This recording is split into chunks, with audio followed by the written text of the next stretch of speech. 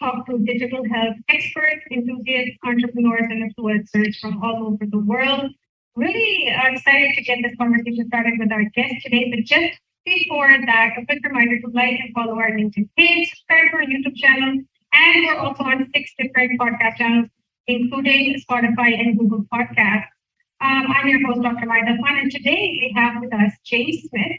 He is the co-owner and director of sales of Caring Support, a platform I'm very excited to know more about, which is a healthcare job matching platform. And he loves to connect, network, and inspire people through his work. So welcome to the podcast, James. Thank you. It's nice to see you. Yes, and it's really nice to have you. I honestly, I think we were speaking last time. I haven't come across such a platform, and we'll definitely discuss that further throughout our podcast. But I want to know a little bit more about yourself. Tell me a little bit about your background. What do you do, and how did you end up making Caring Support? Yeah, absolutely, not a problem. And people can visit our website, caringsupport.com, and we share our story on there. And it really started with my main business partner who came to me with this idea. And then we, as other people got involved, we all kind of made it our own. We all brought our own ideas, and it kind of evolved into what it is today. And, my background is IT. I worked in technology for many, many years, moved into sales within technology, like IT-related technology. And really enjoyed that. But I always wanted to be an entrepreneur. I always wanted to do my own thing. And so when this opportunity presented itself, because Joseph Jogsma, my main business partner, is a serial entrepreneur. And, he was retired from his last venture, and he's like reaches out to me and says, I got this amazing idea. We're going to create like the Uber of hiring. And then as we moved along, we moved to make it strictly for healthcare and health and wellness. And a lot of that stemmed from the fact that while we were building this throughout the pandemic, was the fact that we realized there was a real need, and that we also understood to some degree that the model was going to shift some into more of a candidate-driven market. So our platform allows for candidates to really shine, to show themselves off, including embracing video and other things. Not that these are mandatory, but that's the route that everything is going. And to leverage the technology and to say, we need to innovate. So the concept behind this platform is to streamline the hiring process to make it way faster. Right. And I'm so glad that you mentioned leveraging technology, because I think before COVID, yes, we were using technology, but COVID really pushed all the industries, especially healthcare, because that was the industry that had the strongest sort of blow, that took the strongest blow because of COVID. And let's talk about the staffing crisis a little bit. I was reading an article the other day as well that a couple of hospitals across Ontario had to temporarily close down because they didn't have enough nursing staff in their ICUs and in their emergency rooms. And that, this really impacts, it has direct impact on patient care, which is, when if you close down hospitals, it creates bottlenecks. It overburdens other hospitals. And it's just, I think a platform like Caring Support can help overcome these challenges. And I wanted to know your thoughts a little bit about that. Were these some of the driving factors towards the development of Caring Support? Sure. Well, it's interesting because, a lot of people are resistant to change, and we understand that. And people get in a comfort zone. And we participated in a conference recently, and I was one of the guest speakers. And I mentioned that, when you see the way things have shifted, and that we see the lack of people to pick from, and we see that, all these different things, that using reactive models no longer apply, like posting jobs and waiting. Before the pandemic, it was the candidates that experienced ghosting. It was the candidates that were hoping and praying and spraying and praying resumes. Now it's the healthcare organization feeling this. They're feeling the ghosting because candidates have more options. And they also, you consider the fact that now they're posting jobs and hoping people apply. And they're hoping they show up for the job itself even. For us, we said, well, what if we just created a way for you to work proactively? We'll give you the opportunity to post jobs, but also to reach into our database and connect with people and reach out to them who may not be aware that you've even posted a job. They might be busy in their lives.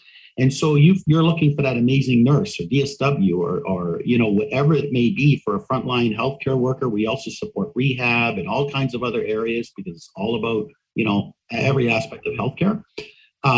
but reach out to them, be able to talk to them. We even give you the opportunity to look at everybody in the platform who's willing to relocate. So instead of spending an insane amount of money on job platforms, posting jobs in every single region, what if you just had access for one low monthly price? Not everything in healthcare has to be expensive, believe it or not. It doesn't have to be, but what we're seeing is that there is that resistance to change. And then once people use it, they go, oh my God. So we have clients already that are hiring faster than they ever have, like PSWs, nurses, whatever it might be. One example is we have a client that in the first week of using the platform hired 14 PSWs. That's normally 5-6 week process or longer. And so obviously they're like, oh my God, this is great. So it's through the power of instant messaging and so many other attributes and features that just shore it up, make it faster. It's kind of like the Uber of hiring, I guess, for lack of a better term. But the other unique thing that we do on this platform is we invite schools on the platform. Yeah. Right. Schools work in their own silo.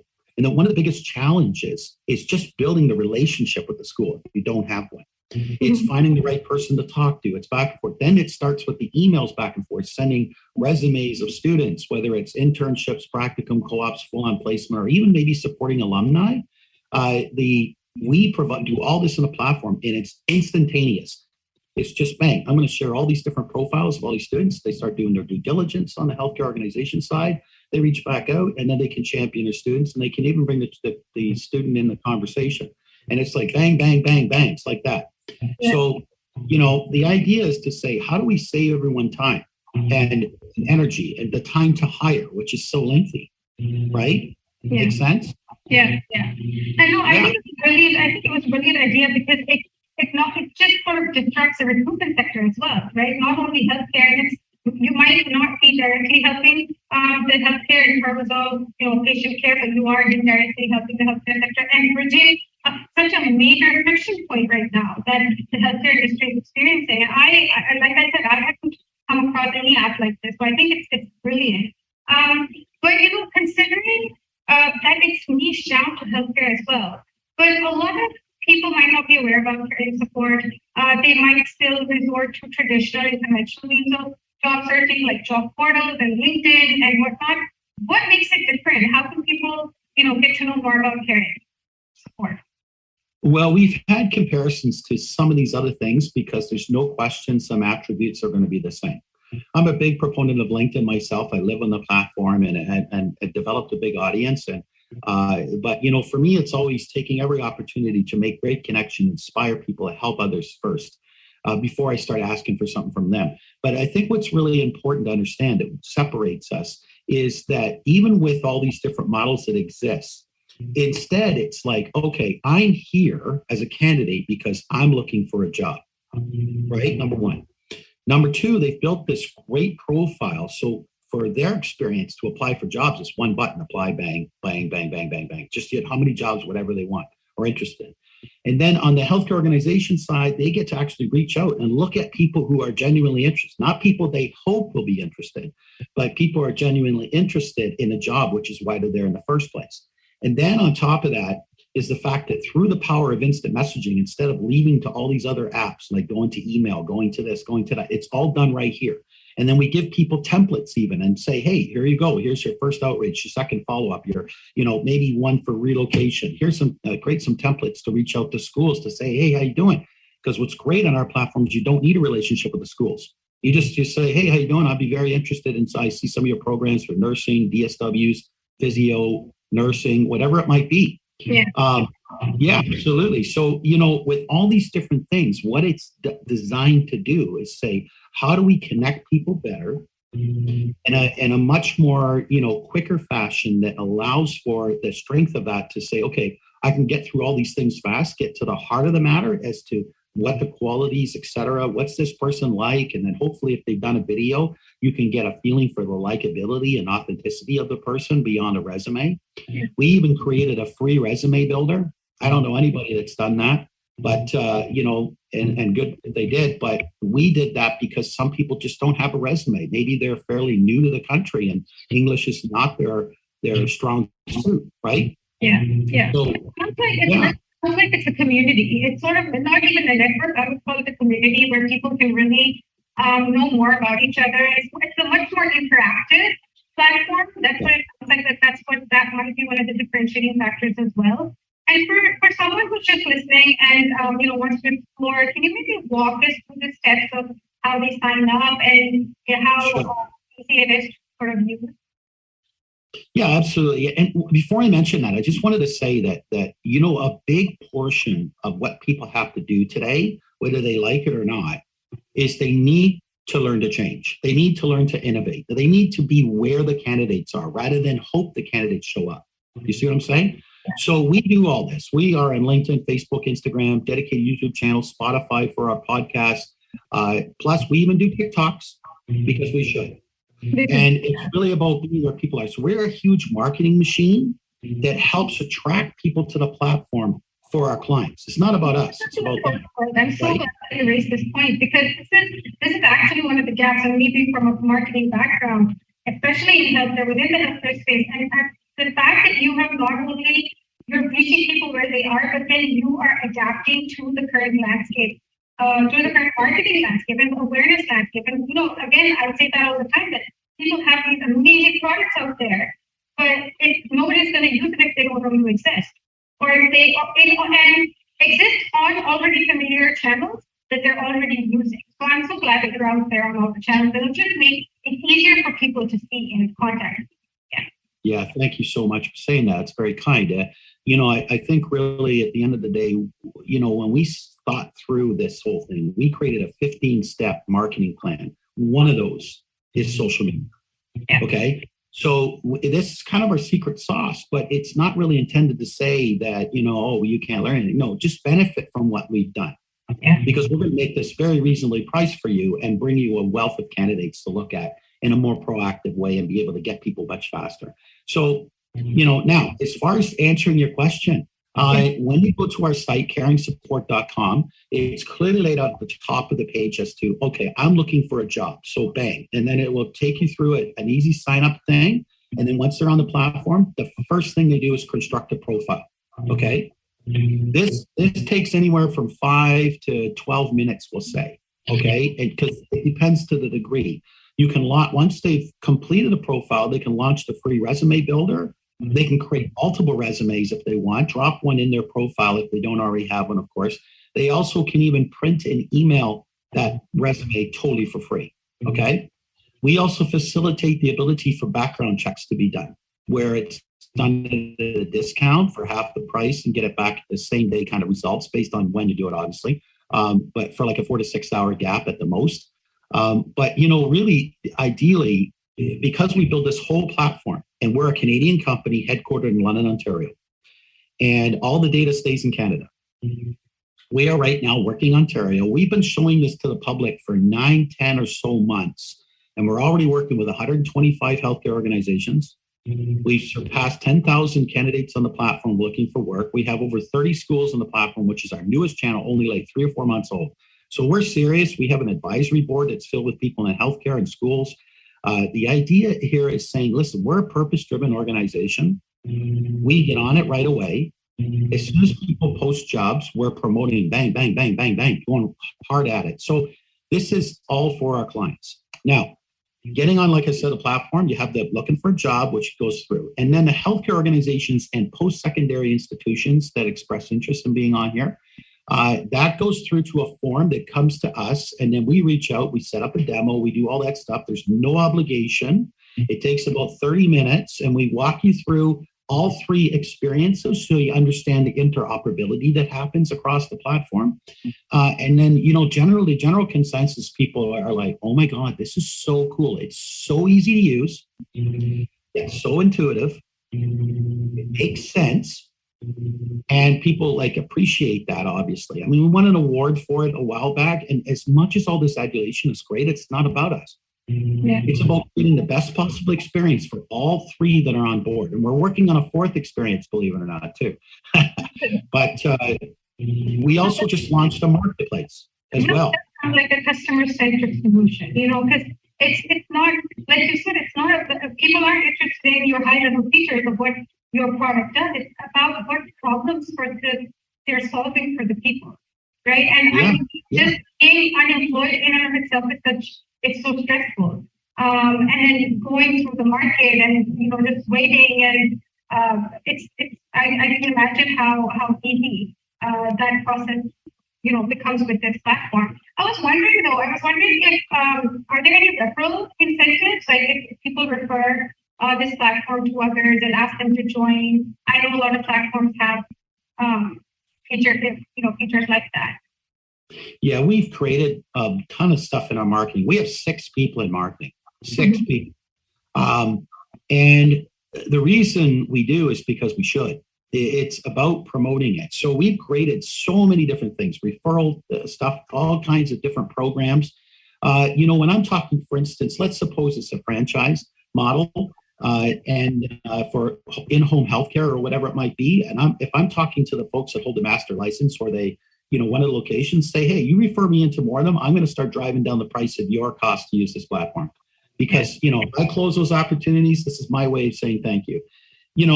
Unfortunately, we've seen so much of this. Oh, it's healthcare, it's government funded. I'm going to get every single dollar I can. Our behavior is not about that. It's not about getting rich. This is about doing the right thing. Okay. This is about the fact that healthcare in this country is hurting. And we know that. It's been hurting for years. And we need to start thinking smarter, not harder. We have to start saying, okay, how do we come up with it? And when you're immersed in it, it's very hard to step back and do that. So we have tremendous love and respect for people that work in healthcare. It doesn't matter if it's HR to the upper management to absolutely the frontline healthcare workers. So what we're trying to do in a small way is make an impact and how all this stuff can happen faster and a better experience for people. Does that make sense? Yeah, that absolutely makes sense. I think what you described is that you're a very value-centric and value-based organization. Like you said, you're not in it for the money, it's because it's the right thing to do. And if you invest in the hotel in all the right places, because it's what you should do. And I think that alone, because if you look at the consumerization or the consumer mindset, a lot of people or a lot of customers now are aligning themselves with products and companies and services that align with their own values. So I think this in and of itself is amazing. But I would like to talk a little bit more about the academic vertical that you have. I think that if you could just elaborate a little bit on that and how the post-secondary institutions, sort of are involved in this. Yeah, absolutely. So they sign up in a very similar way. And whether it's a healthcare organization or a school, they both have profiles. Now, for a school, what we recommend is say, hey, make sure you list all your programs, because very often, if you didn't even know this school and you decided to reach out, you're going to, obviously, you might go in thinking, oh, here's where I'm going to find my next PSW. And then you're like pleasantly surprised when you say, oh my God, they have a nursing program, or maybe it's RMTs or physiotherapists or occupational therapists, child and youth workers, or whatever it might be. And we support all these things in the platform. So when these schools get on, what they do is they work on, and we do presentations to students and the faculty and everything. And so they create profiles and they put in there in the education for a candidate for the education, whether it's alumni or current student, they put in, okay, I'm attending XYZ college, and that pops up and they go, hey, that's my school, because that indicates they're on the platform. Then the faculty, when they click on the button in their world, they can see all of their students. It does not matter if they're current or alumni, and it marks them as such so they know.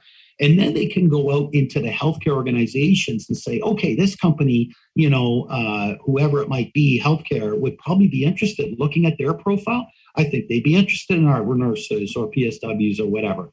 Now, people may say, well, yeah, but I'm a school, I'm already doing all these things. So we tell people, yeah, but when you see this work, how fast it is, it will save you so much time, it's not even funny.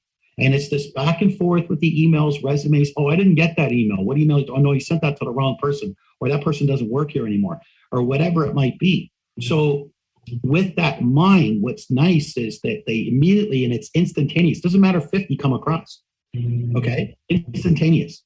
And then they see it and they can start doing the due diligence, the healthcare organization from their side. So it's a really cool system. And there's so many other little features they can do. But really, at the end of the day, it's just a better, faster, and cleaner way for schools to champion and cheerlead their students. Right. Okay. No, absolutely. And I think you mentioned a point earlier on in which you have you're very process driven and you're very systematic in how your approach is. And then you have a board of advisors and you're working with doctors as well. And that's something that I don't know if you follow on LinkedIn. It's I talk about all the time. It's clinician guidance processes, especially in healthcare. So tell me a little bit more about that. Are you working with clinicians and how this platform is actually designed in terms of features, in terms of really integrating it within their workflows, but also within the person who's using it?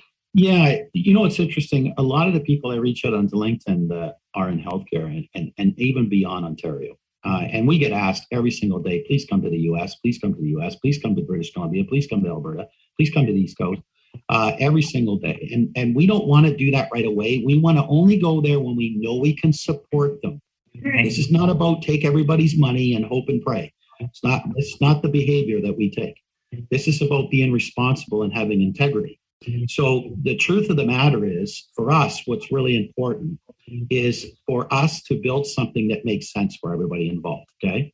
So we work by, we created an advisory board that has an ex-hospital CEO on it.